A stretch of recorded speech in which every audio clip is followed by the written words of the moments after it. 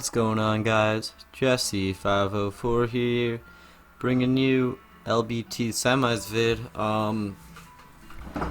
100 sub special still in the works. I'm trying to figure out what exactly I want to do for that. I know 100 is a pretty nice milestone to hit, but that being said, the main thing for getting 100 subs on YouTube is that you now get a custom URL. So feel free to whenever you're looking for my content, you can just go to youtube.com/Jesse504 now, and I should just pop right up. But with that all being said, let's get right into this. And our first battle that we see is Liam versus Fatty. Liam brings his Archeops, Arceus, Xerneas, Cloyster, Zamazenta, and Scolipede. And Fatty brings his Genesect, Mega Blaziken, Rotomosh, Weezing, the Galarian one, Landorus T, and Lunala. So, just from the lead, I feel like Fatty would lead Landorus or Rotom. I feel like that's just kind of pretty standard safe leads, and I feel like Liam didn't bring Shell Smash Cloyster into this team. I feel like he's going to bring a Hazard lead Cloyster, but that's just my guess. And we see Xerneas lead, which I think is pretty interesting against Genesect. So right away, Liam's at a pretty clear disadvantage. Has to just switch straight out into the Zamazenta. And Fatty just goes for a safe Flash Cannon and is forced to switch as Liam goes for a safe Fire Fang. Now here, Liam just switches out, can't really do too much. Fatty Will-O-Wisps, so great move by Liam to get into that Arceus, not get burnt. And really Arceus can do anything, so it'll just be trying to see what he does.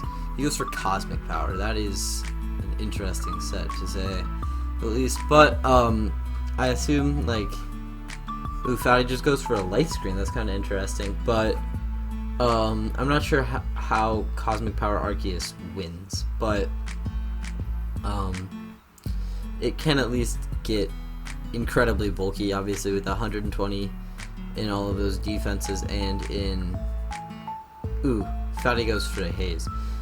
Yeah, that Haze is huge. I think that without that Haze, I'm not sure bar crit what breaks the Arceus. So, obviously I don't know the whole set, but without a crit, I'm not really sure what could have done it.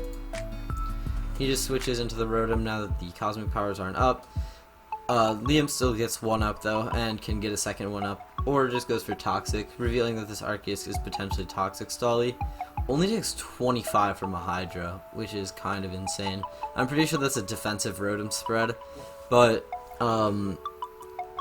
it's going to be tough to break this Arceus for sure. Weezing comes out again, of course, and he doesn't really have anything for the Weezing. He's really revealed to be like super effective. I think Judgment's probably his only attack, but that's kind of all he really needs.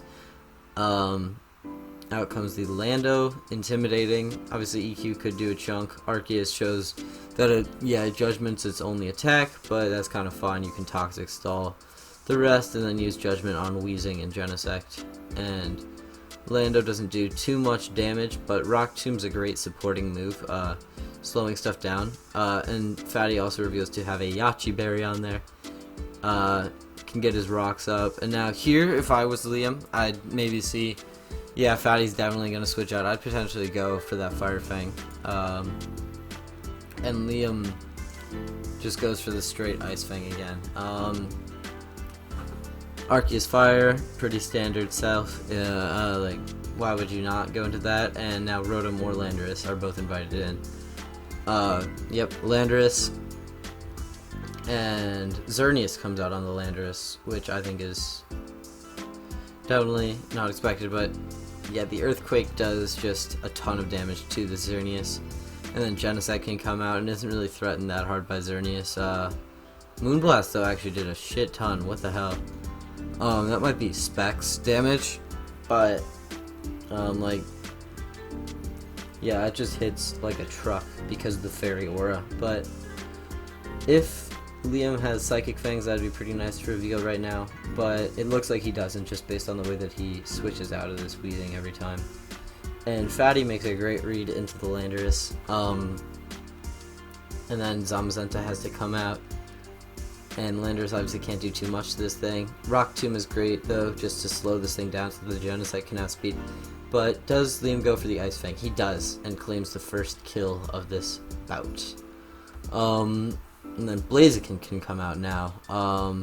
Mega Evolve, Protect for speed, or just go straight for the Sword Stance. Doesn't even think about it.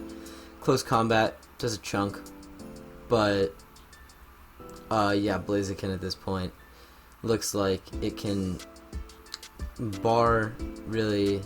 It can kind of just win. Obviously, it's not looking to Baton Pass this week. It reveals Sword Stance, but Close Combat can claim a 1. I'm not really sure if anything can live ahead at this point, because now it's just going to be faster and it's SD'd up. Scolipede is, I guess, Liam's real one way to try. Flare Blitz, though, kind of baiting him into doing some damage to himself, but the rest looks like it should just all go down without it. Archeops reveals not to be Boots. Close Combat can finish that thing off. It looks like nothing's going to be able to switch in at this point.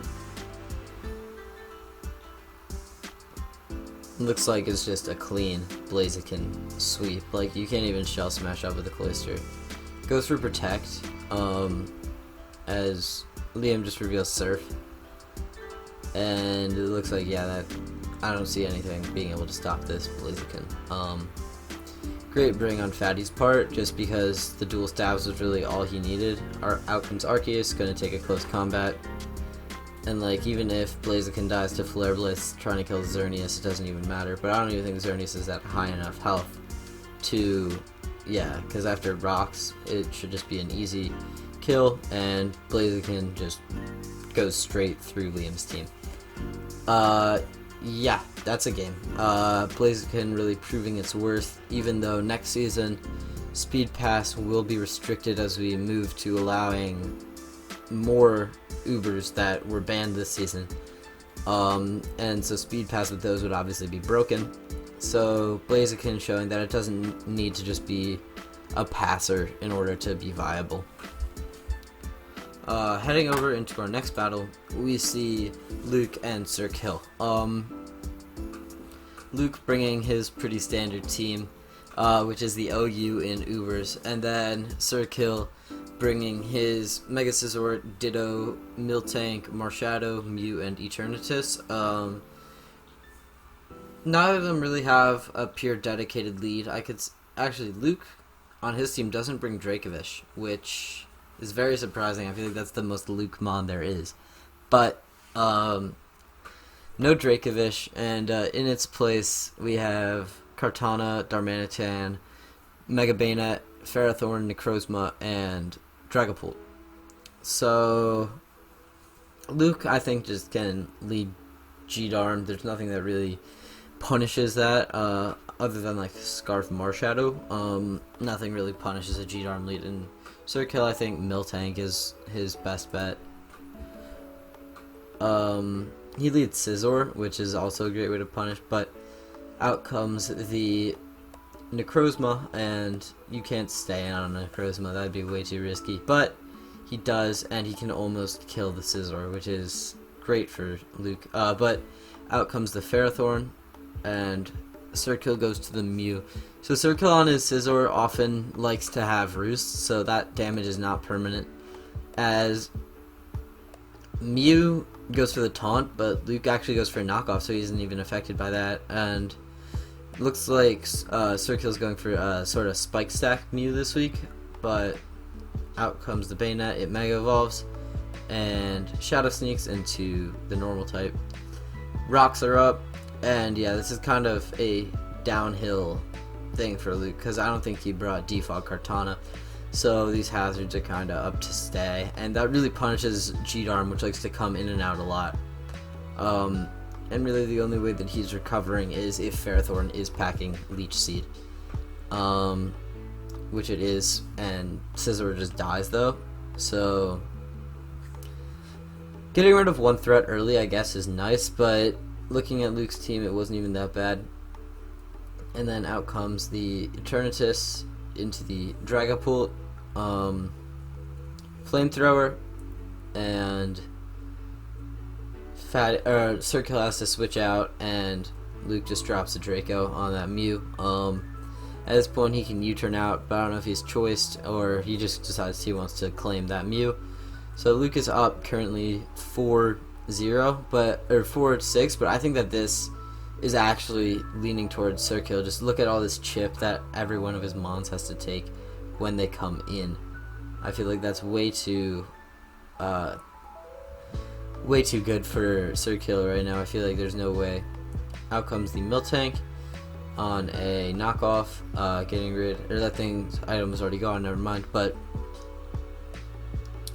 Miltank just goes for Milk Drink, and Ferrothorn, I assume, just, yeah, Leech Seeds, but Sap Sipper Miltank is revealed over Thick Fat, which I thought could have also been a viable set with a G-Darm running around, but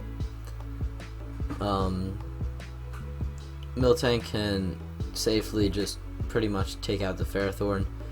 But Luke goes into Dragapult very smartly, and Seismic Toss doesn't affect it, and it can just drop another Draco. Or U-turn out, I guess, because the Draco probably wouldn't have quite killed. But he has to really be mindful. Every time he just does a switch, it's costing his mons so much health.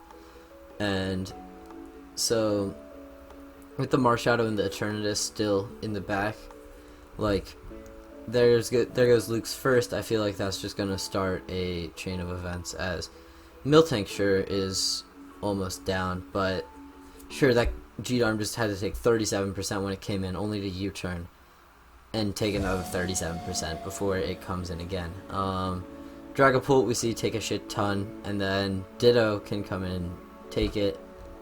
Dragapult and Ditto, Ditto just goes for Shadow Ball, and at this point, Luke could just do, he does his Bayonetta. I think he's going to try to pull his signature Bayonetta strategy with the Destiny Bond, but actually he just reveals he's just going to go for Shadow Sneak, and Shadow Ball should take it out. And at this point, nothing really stops this Dragapult from just, yeah. Kartana dies, and then Necrozma comes out.